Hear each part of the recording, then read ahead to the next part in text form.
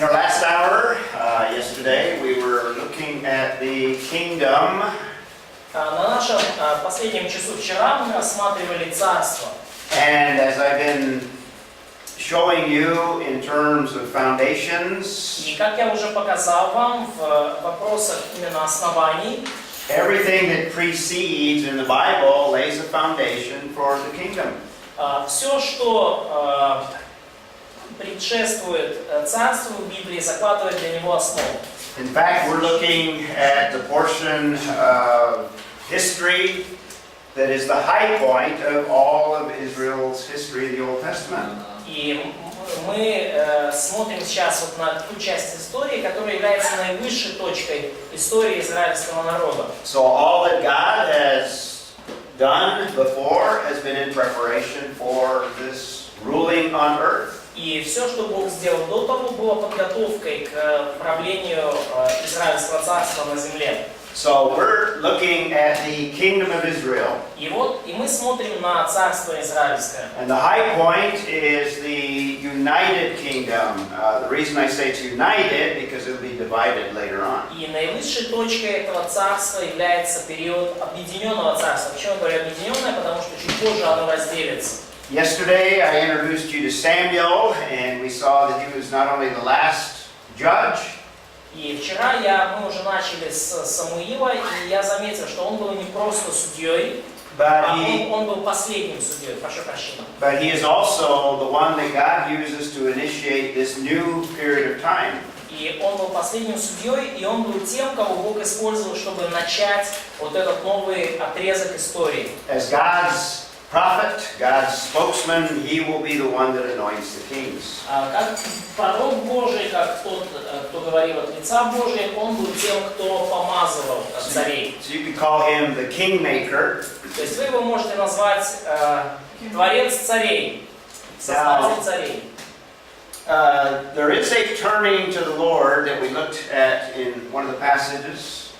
И есть, мы видим в одном из отрывков момент обращения к Богу. And God is in fact moving to bless the people. И Бог с этого момента, Он уже действует, чтобы благословить свой народ. But their desires are still not in line with where God is leading. Но их желания все равно не сходятся с тем, куда ведет Господь. I think God eventually wanted kings because they're prophesied and there are stipulations of law for kings.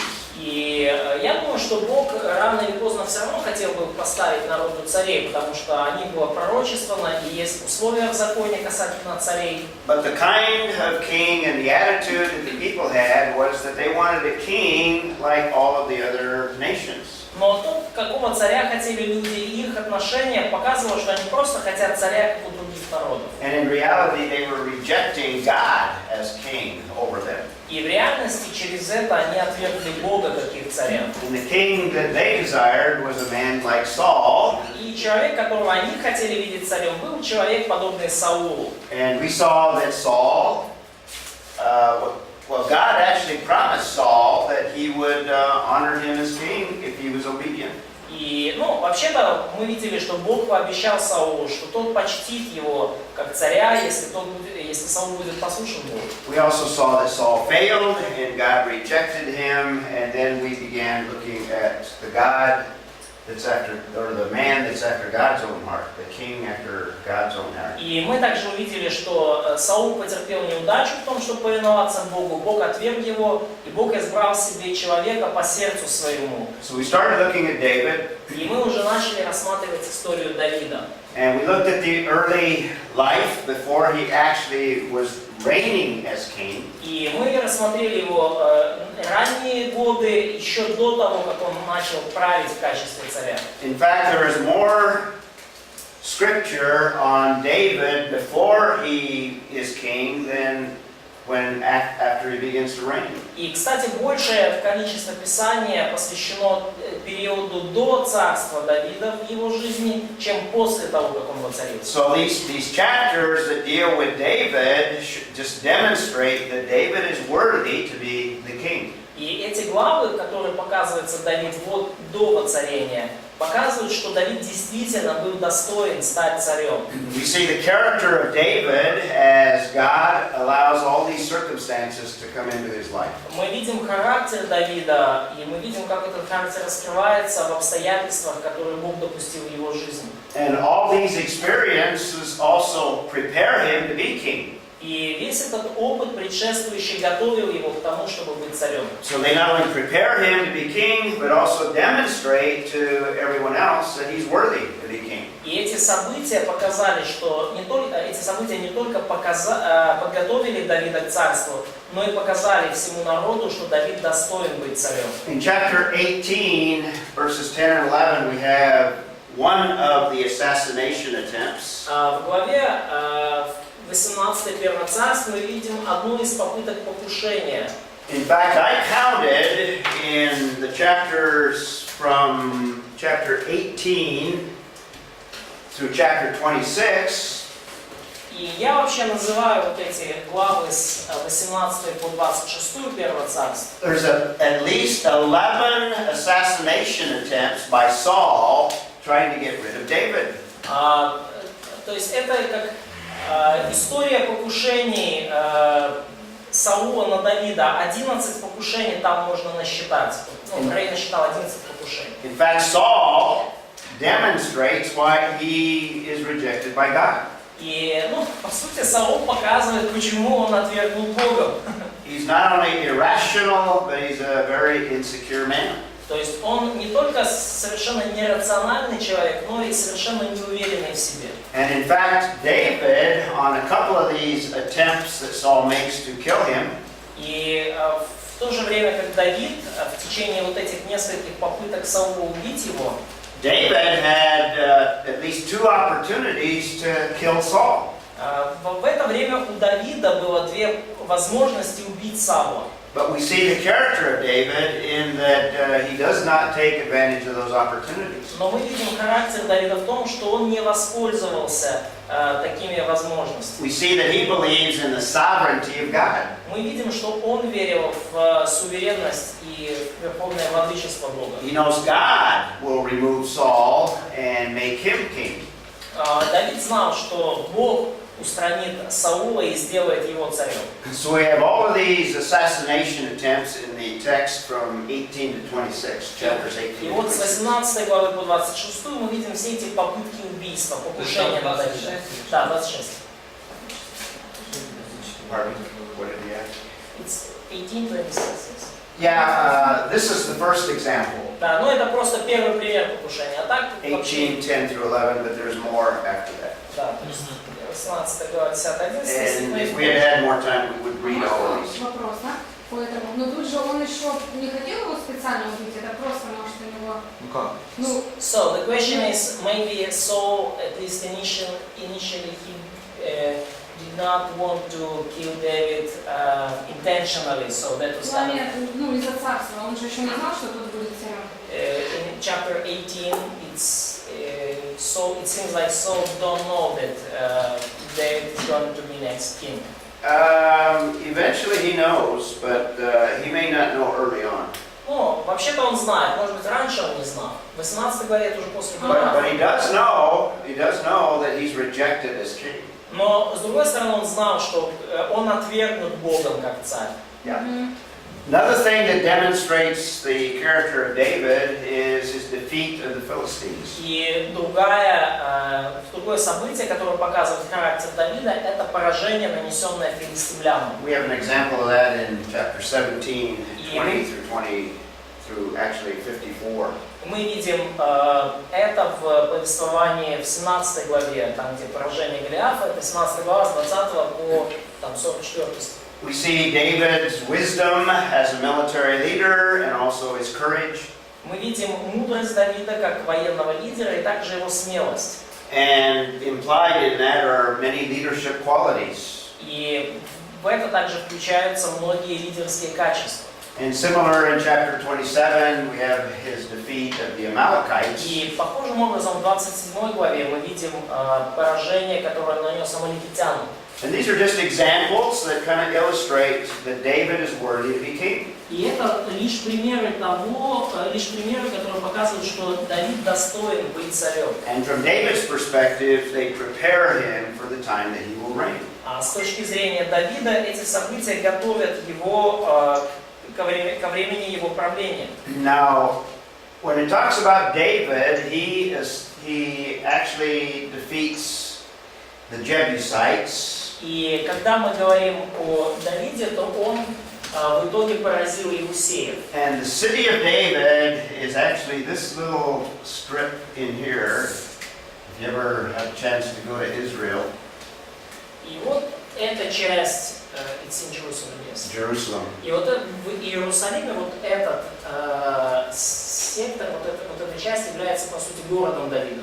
In the time of David, this was all that the city was, the city of Jerusalem. И во времена Давида вот собственно это и было Иерусалим. And David captures it and establishes his reign in. И Давид захватывает этот город и устанавливает там свое правление и свою столицу. And later on, under Solomon, the city is extended to include Temple Mount. И позже, уже при Соломоне, город расширяется и включает уже храмовую гору. And later, Solomon will build the temple right where the Dome of the Rock is today. И позже Соломон уже построит храм на том месте, где сейчас стоит вот эта мечеть. When the Bible refers to Zion, it's referring to the city of David. И когда Библия говорит о Сионе, то она подразумевает именно город Давидов. And it's referring to this little piece of land that was the city where David occupied. И подразумевается как раз таки вот этот маленький кусочек земли, который занимал Давид. And this is mentioned in 1 Samuel. И это упомянуто во второй книге Царств. And even to this day, there are monuments that memorialize David in the city of Jerusalem. И даже сейчас есть в городе Иерусалиме монументы, которые увековечивают память Давида. David, probably the most important king of all of Israel's history. И Давид, наверное, самый важный царь во всей израильской истории. That photograph that I showed you was from this direction. И вот эта фотография, которую я вам показывал, она вот была с этого направления, с этого ракурса. And this is that little strip of land that was the city of David. И вот это вот тот маленький кусочек земли, который был, по сути, городом Давидом. And as I said, under Solomon, the city was extended to include Temple Mount. И, как я уже сказал, при Соломоне город расширился, и теперь уже включал храмовую гору. So that's Jerusalem. This is the Mount of Olives. И вот это Масличная гора здесь, это вообще, в целом Иерусалим. This is the city in the 1st century. Это город в границах первого века. So just a very small portion of it was the city of David. И потому лишь малая часть этого города первого века была городом Давидовым. Here's another view of the same location, and it would include this portion. It's looking to the north. И вот это с другой уже перспективы на то же место смотрим. Это вот уже мы смотрим на север. This is the Kidron Valley. Это долина Кедрона здесь. And obviously this is Temple Mount. И очевидно, что здесь храмовая гора. And Mount of Olives would be actually, you don't quite see the Mount of Olives. The Mount of Olives over Масличная here. гора там чуть-чуть дальше, не видно здесь. Можно еще вопрос? Question. А вы никогда не думали, вот почему Бог выбрал именно вот эту местность? Она же не самая прекрасная, есть намного шикарнее места на земле. Did you ever think why God chose this particular place to be His place, and it's maybe not the beautiest city and not the beautiest, not most comfortable place in the world? Yeah, Ukraine's much nicer. Да, People have suggested different things. Why did he pick that little strip of land of Israel? Люди, ученые, они вообще разные предположения строили на тему того, почему Бог выбрал вот именно этот небольшой кусочек земли в Израиле. And why Jerusalem Почему? instead of Kiev? Почему Иерусалим, а не Киев? А ну, Канан это Турция, правильно? Или нет? Что такое? Well, part Канан. Is Canaan the territory of modern А это Turkey? есть Израиль. is what? Is Canaan, the territory of modern Turkey? No, no, no, no. Это есть Израиль? No, that's Israel. Это Израиль. Modern Israel. Что ж такого желанного? Ну, просто логически подумать. So why this land was so desirable? If you think logically, It's not a desirable land, for one thing. ну, с одной стороны, это, конечно, не самая желанная земля. I don't think I have a map on this one of the whole area, but Не знаю, есть ли у меня карта всей этой территории. in fact, let me call up, just to answer your question, Ну, давайте я просто, чтобы ответить на ваш вопрос. let me open,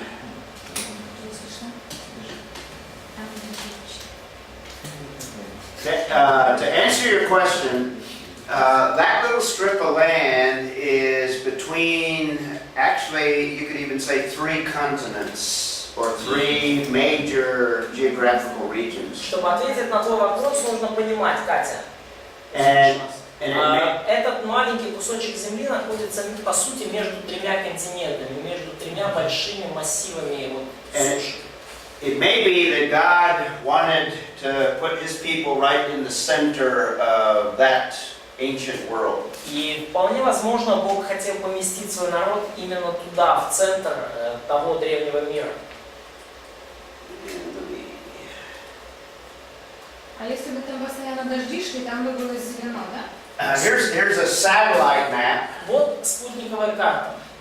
Kiev would be up here, Киев там. and this little strip of land right here И вот эта маленькая полоска земли вот здесь. is kind of between all of the African continent, Она получается между всеми африканскими all of континентами, the eastern peoples and lands that всеми are east, восточными народами, всеми восточными землями. and it would be somewhat in the center with respect to all the northern and all the European И она в центре, если касательно именно там всей северной и далее западной Европы. And people have suggested that that's where God, in the center basically of the world, wanted to be His place of И вот что manifestation. люди предполагают, что Бог именно в этой точке, в центре мира, поместил свой народ для того, чтобы его народ был как бы, ну, виден для всех. But the land is not desirable, Но земля сама по себе не такая уж и желанная. and I think what it also does is it promotes faith amongst the children of Israel. И я думаю, что также, чего также Бог достигал этим, это Он учил израильтян вере. They would have to trust God for rain, for provision. Им нужно было полагаться на Бога в вопросах дождей, в вопросах пропитания. Because the land would not be as easily farmed as other areas of the world. Поскольку землю эту не так уж просто обрабатывать, как в других частях мира. So does that kind of give you a better insight? То есть это как-то проясняет для вас концепцию? So back to the city of David. И вот возвращаемся мы к городу Давидову. I'm just giving you these photographs so that it'll impress upon you. These are real events that took place in real places. То есть я для чего вам эти фотографии показываю? Чтобы вас убедить в том, что все это были реальные события, происшедшие в реальных местах. Everything we are talking about in this course are historical events. Все, о чем мы говорим в этом курсе, это исторические события. Now I'm going to show a photograph that looks in this opposite direction from the Kidron Valley, from the bottom. Покажу вам другую фотографию, которая показывает вид со стороны долины Кедрон. So this photograph looks north. То есть эта фотография на север смотрит. The next photograph is going to look south. И следующая на юг, перспективу с юга покажет. So the city of David is up here, up on this hill. Город Давидов, он здесь наверху, на этом холме. But this gives you a picture of the Kidron Valley and gives you a good perspective of how hilly this area Но is. это дает вам вид вот на долину Кедрона и понимание того, насколько гористая и холмистая эта местность. And actually there's some archaeological digs that have gone on И, кстати, здесь вот идут археологические on the раскопки side of that hill that date back to the time of David. на вот этой стороне холма, и эти раскопки датируются как раз-таки временами Давида. Again, this is the city of David. Here's that archaeological site I И referred опять to. же, вот все это город Давидов, и вот там вот мы видим место археологических раскопок. And this is from the Mount of Olives. И вот это where's Mount of Olives? Mount of Olives, it's the Да, photograph. и это вид с Масличной горы.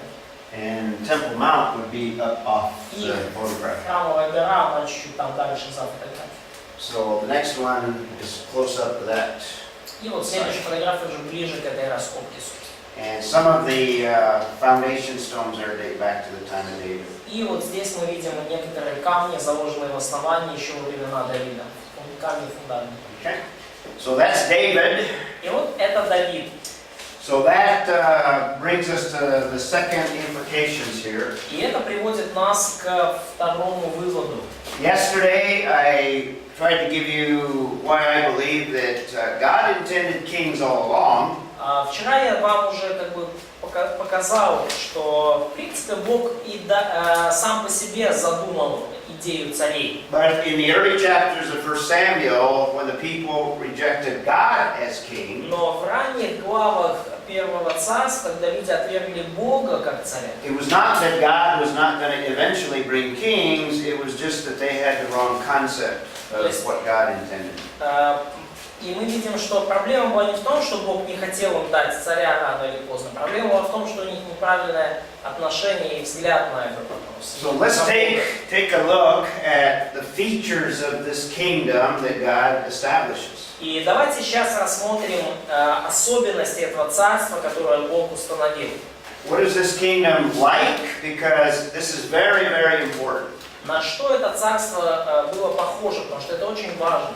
In fact, one of the questions on the exam pertains to the features of the kingdom. И, кстати, один из вопросов на экзамене касается того, какие были особенности царства. So let me give you a foundation to the kingdom of God. И вот разрешите вам предложить основание для царства Kingdom of God. Yeah, and Царство Божие. yeah, this is the foundation like some of the others that we've looked at.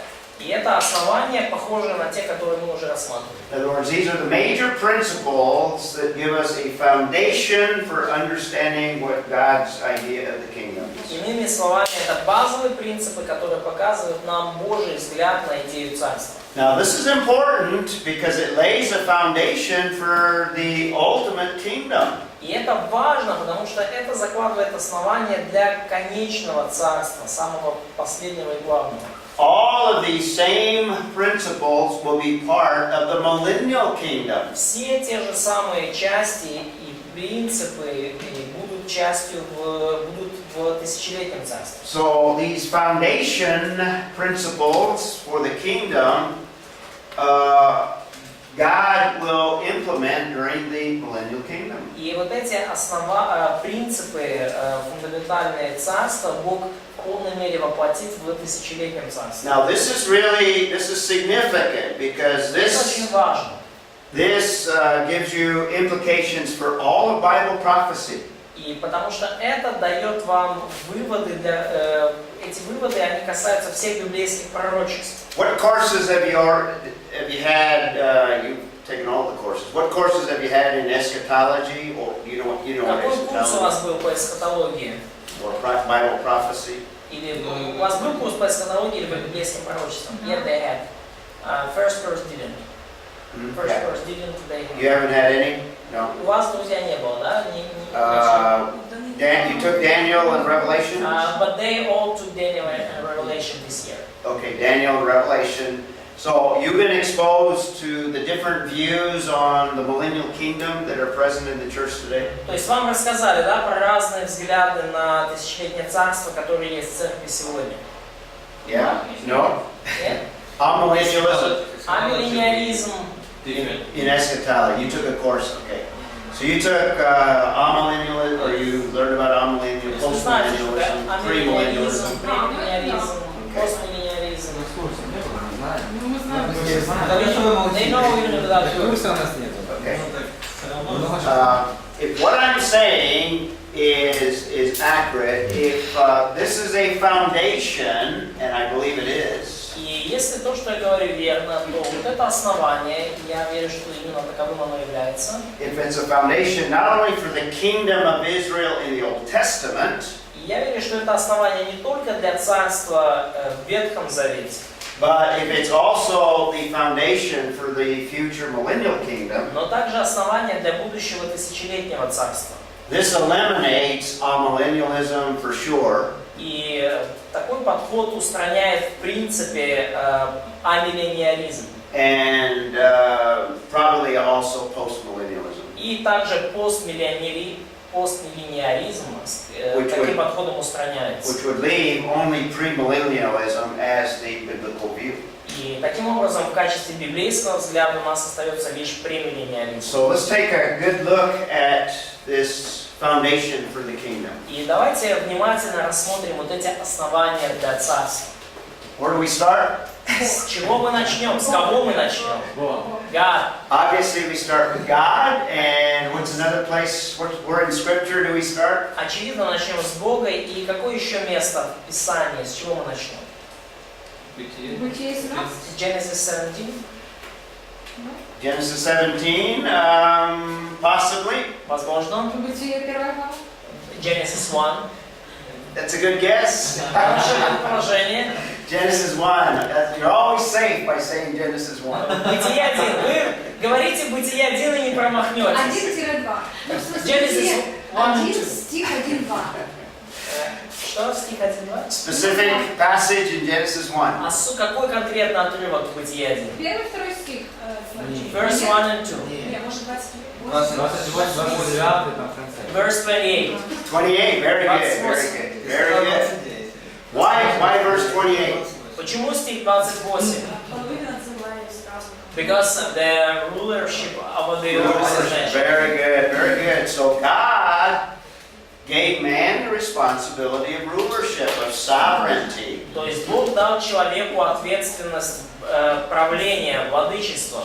And eventually that sovereignty would be expressed in a kingdom on earth. И со временем эта суверенность и владычество выразится в царстве, установленном на земле. So the first principle in our foundations here Первый принцип в наших основаниях здесь is this idea that, or the fact that it's rooted in the creation mandate. это вот идея о том, что идея царства заложена в мандате о сотворении.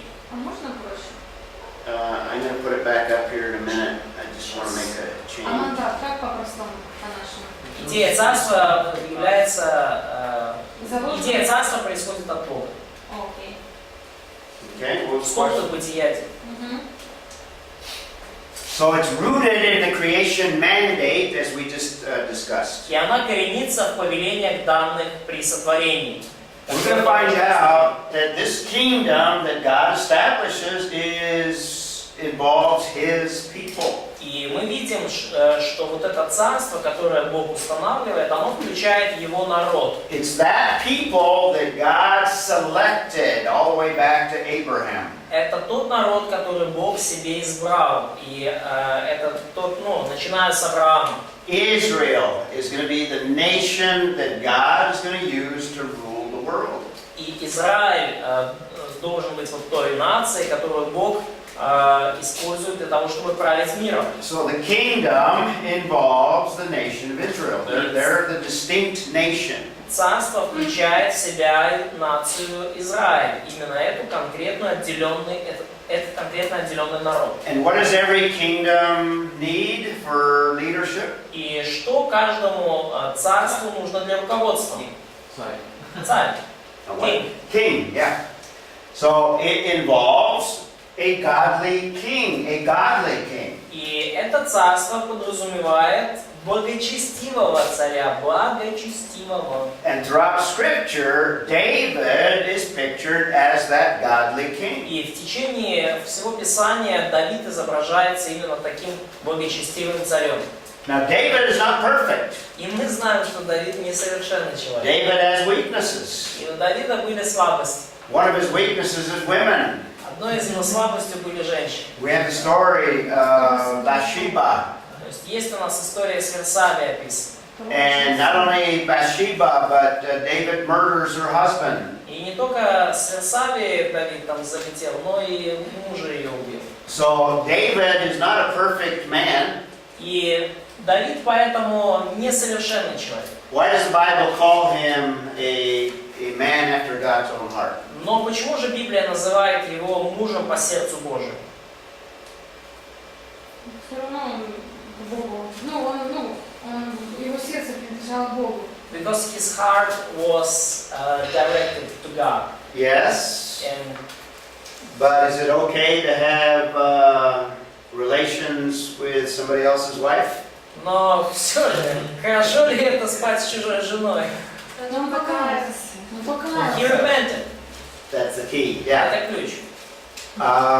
A man after God's own heart is not somebody that's perfect necessarily. Человек по сердцу Божьему это не тот, кто совершен. Не обязательно совершен, не обязательно, что совершенный человек. But it's someone like David who repents of sin and moves on forward spiritually. Но это это такой человек, как Давид, который кается в грехе и продолжает дальше расти духовно. David grieves over his sin and regrets the sin.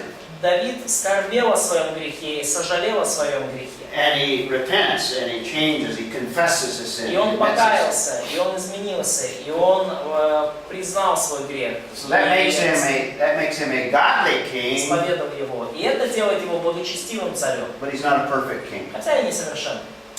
Thirdly, one element that God promises for a kingdom is security and peace from enemies. И в-четвертых, один из ключевых элементов, который Бог обещал для царства, это безопасность и мир. This goes all the way to the book of Deuteronomy, before they're even a nation. И это все мы видим уже в книге Второзакония, еще до того, как нация появилась. And Deuteronomy stresses the security and peace in the land of Israel. И книга Второзакония подчеркивает безопасность и мир, который Израиль получит в земле. So these are the first four foundation principles. We'll look at some more. И вот это первые четыре фундаментальных принципа, закладывающих оснований, мы увидим еще больше. But before we get there, we need to look at a very important chapter, 2 Samuel chapter 7. И до того, как мы продолжим, мы посмотрим одну очень важную главу. Это вторая книга Царств, 7 глава. And what we want to see in chapter 7 И что мы хотим увидеть в 7 главе второй книги Царств? is what theologians see as another covenant. Это то, что богословы видят как еще один завет. And in this chapter we have what's called the Davidic covenant. И в этой главе мы видим то, что называют Давидовым заветом. And it's referred to, for example, Psalm 89 as a covenant. So it's a Davidic covenant. В Псалме 88 этот завет называют, этот завет упоминается просто как завет, но речь идет именно о завете с Давидом. The parties of the covenant involve God and David and his descendants. Участники Давида это с одной стороны Бог, а с другой стороны Давид и его потомки. And we have the stipulations of the covenant. И есть условия этого завета, либо обязательства сторон. In chapter 7, let's take a look at them. И они перечислены в 7 главе. Давайте рассмотрим. Let's begin. There are several things we could look at, but let's focus on verse 10 first of Есть all. здесь несколько интересных моментов, но начнем со стиха 10. Oksana, we've always started with you, so Оксана, let's ты у continue нас- in our pattern here. Мы с тобой всегда начинаем, поэтому... Read verse 10. 10 стих. І встановив я місце для народу мого для Ізраїля. Він пробуватиме на своєму місці і не буде вже непокоєний. І кривдники не будуть більше гнобити йому, як перед тим. Okay. What does that promise? Что здесь обещает Бог? Safety.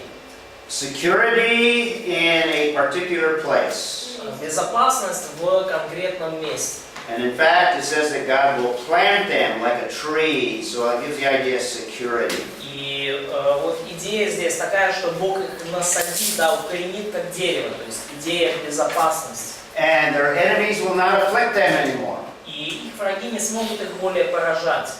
Now, during David and Solomon, that aspect was partially fulfilled. И во времена Давида и Соломона этот аспект частично был исполнен. But it won't be ultimately fulfilled until the millennial kingdom. Но он не будет исполнен полностью вплоть до тысячелетнего царства. And by the way, I don't see any of the major covenants fulfilled until the future millennial kingdom. И, кстати, я не вижу, чтобы хоть один из таких важных ключевых заветов был исполнен сейчас. То есть все они исполнятся лишь в тысячелетнем царстве. So the first stipulation is what God is going to do for the nation of Israel. И первое обязательство в этом завете это то, что Бог сделает для народа израильского. And because of verse 10, I include that in our foundation for the kingdom, security and peace. И благодаря 10 стиху, на основании 10 стиха я включаю этот пункт о безопасности и мире в наш список оснований для царства. Now, when we go into the details, I've got another slide where we'll go into the details. И когда мы уже перейдем к деталям, там у меня есть еще один слайд. Yeah, but before we get there, it also is presented as in a father-son relationship. Но до этого я хочу заметить, что мы здесь видим своего рода отношения отца и сына. David as God's son. То есть мы видим Давида, который показан как сын Божий. It's setting a foundation for the ultimate David, who is the ultimate son. И это нам закладывает основание для появления последнего, настоящего Давида, который является настоящим Божьим сыном. Now, we'll also see that God says that He will discipline these kings. Kings. И также мы видим, что Бог говорит, что Он будет дисциплинировать этих царей.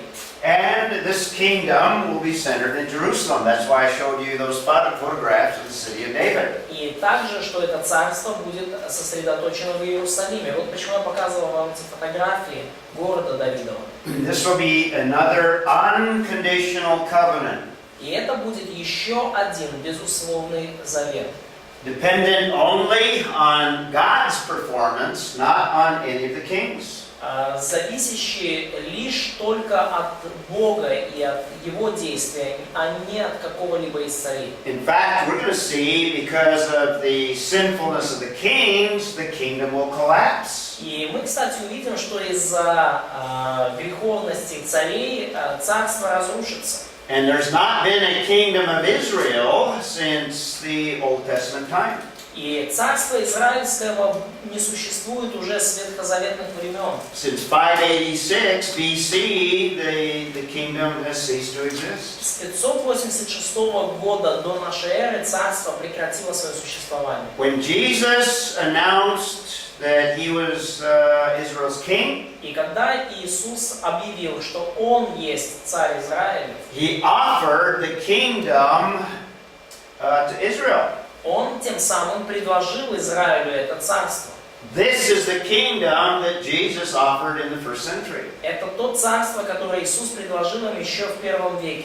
It's a fulfillment of the Davidic kingdom, or the Davidic covenant. Исполнение всего того, что говорилось о царстве Давидовом и исполнение завета с Давидом. And it was a kingdom that had all of the features that we're going to be looking at that are foundational to the kingdom. И это было царство, обладающее всеми качествами, которые мы видели в основании для царства. And if there's a sign, it's not real clear, but that sign may be that line of kings that comes through David, the dynastic line through David. И если и был какой-то знак этого завета, то это была династическая линия, которая шла от Давида. Now let me give you a summary of all of the covenants so that you can kind of keep them straight. This is a good chart to jot down.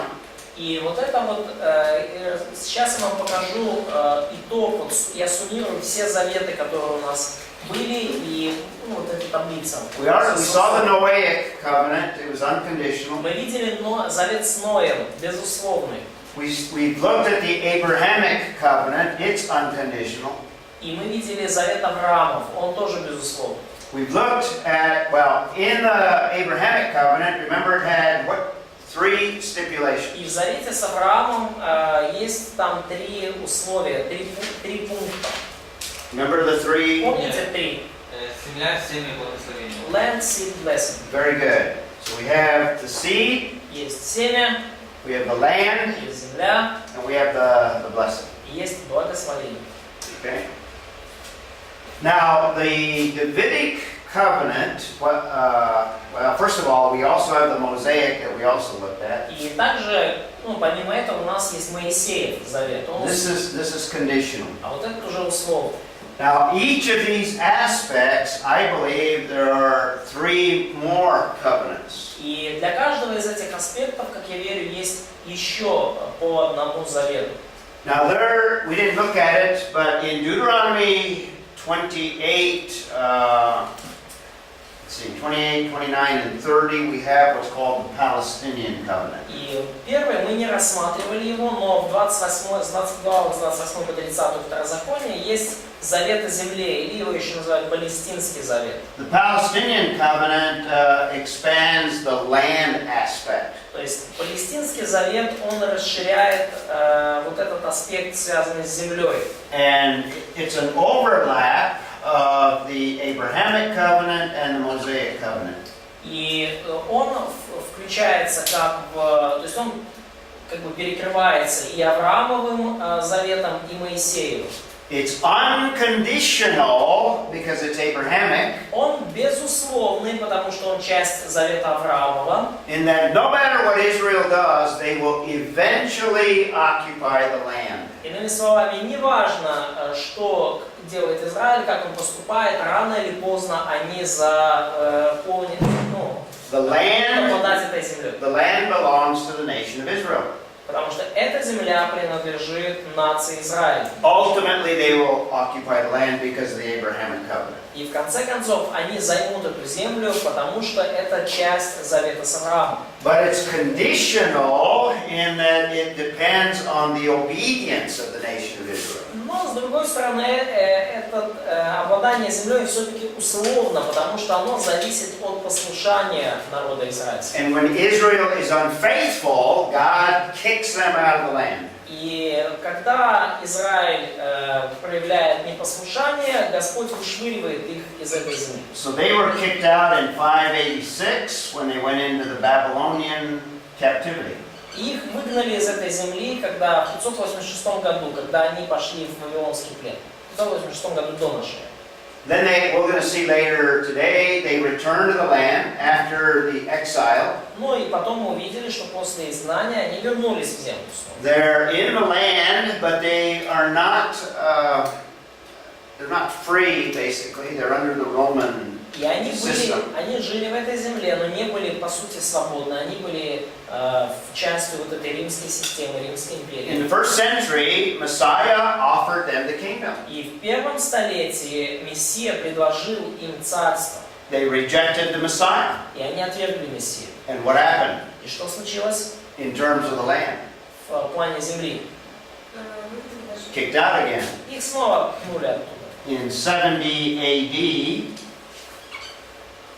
they were scattered all over the world again. В 70 году нашей эры они были рассеяны по всему лицу It земли. wasn't until 1948 that God brought them back to the land of Israel. И лишь в 1948 году Бог снова вернул их назад в землю израильскую. And it's probably at this time that God is preparing them for the return of their Messiah. И похоже, что уже в эти дни Бог готовит их к приходу их Мессии. So they are in and out of the land, and they have security and insecurity because of the Mosaic part of the covenant. Поэтому они то в земле, то вне ее, то они в безопасности, то не в безопасности. Все это по причине Моисеевой части этого завета. But they will ultimately be in the land in security because of the Abrahamic covenant. Но рано или поздно они все равно окажутся в этой земле и будут в безопасности, потому что это часть завета с Авраамом. Make sense? Это ясно? Okay.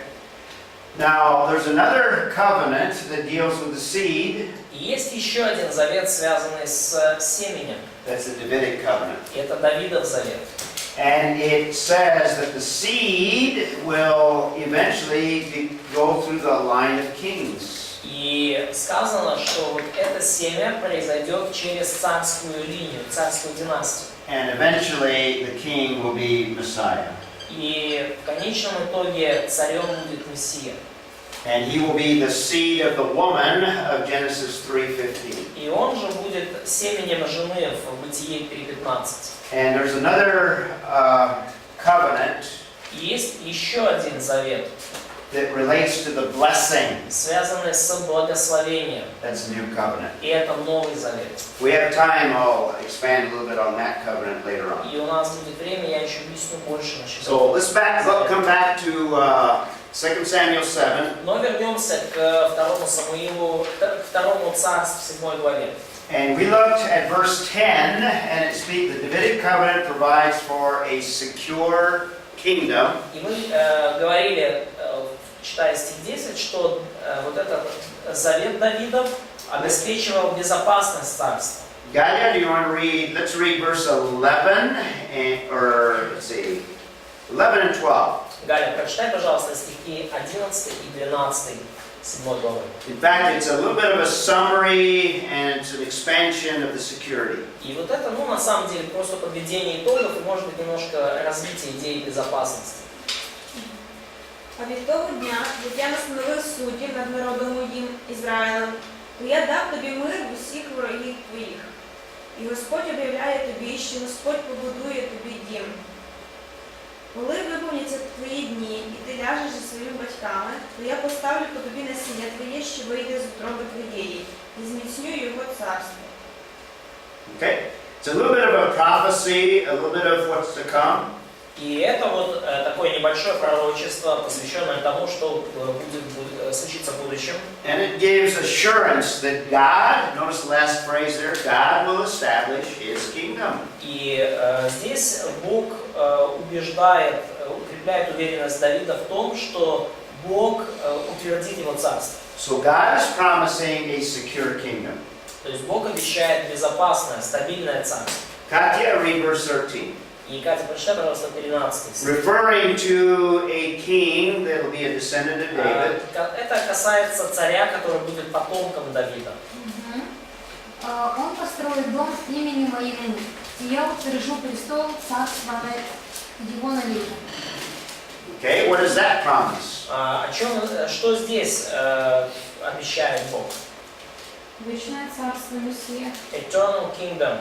One is that it's an eternal kingdom. Very good. What Вечное else? царство. Что еще? Поклонение связано. That will be connected with worship. Okay, temple. Храм. Temple. You notice that? A house. Да, дом имени моему. Заметила? Да. Okay. I will build a house for my name. That's a temple. Он построит дом имени моему. Это храм. And Sergey, do you want to read, let's see, 14. Сергей, прочитай, пожалуйста, 14 стих. Я буду ему отцом, и он будет мне сыном. И если он согрешит, я накажу его жезлом мужей и ударами сынов человеческих. Okay. What's in that verse? Что в этом стихе мы видим? Two things. Две вещи. Дисциплина. Отношения. Отношения. The relationship. The father-son relationship, Discipline. and secondly, discipline.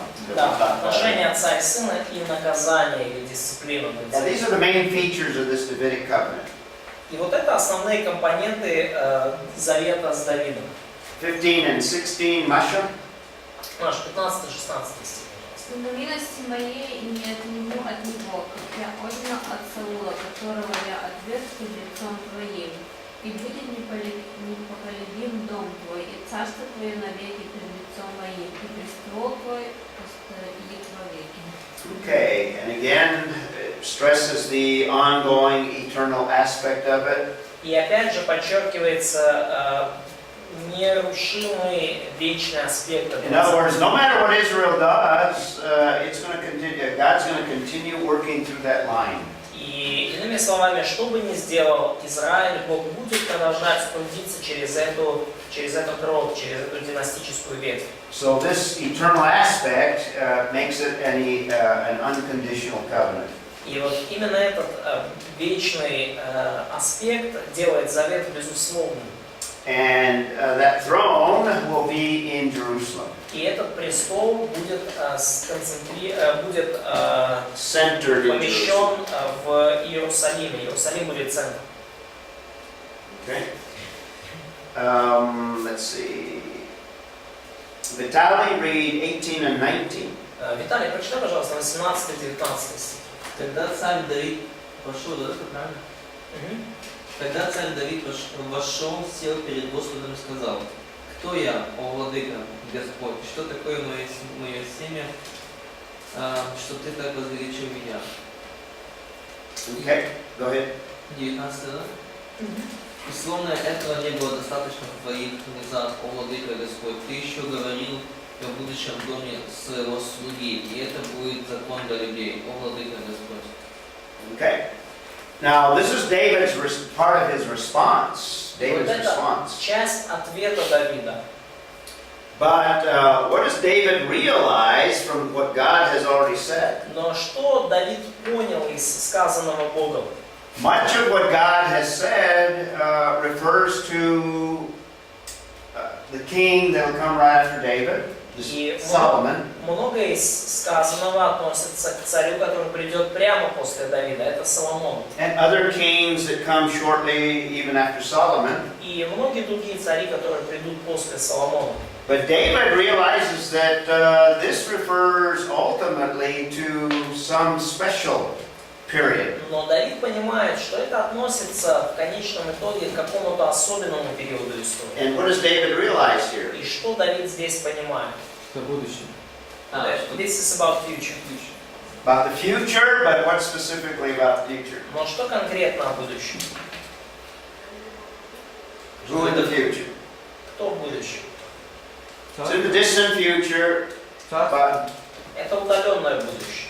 it's ultimately going to be fulfilled by Messiah. Но вообще-то вот это царство, вот этот завет будет в полной мере исполнен в будущем Мессии. So ultimately, the Davidic covenant is fulfilled by Messiah. И в конечном итоге завет с Давидом исполнился в Мессии. It's only Messiah who can bring the security.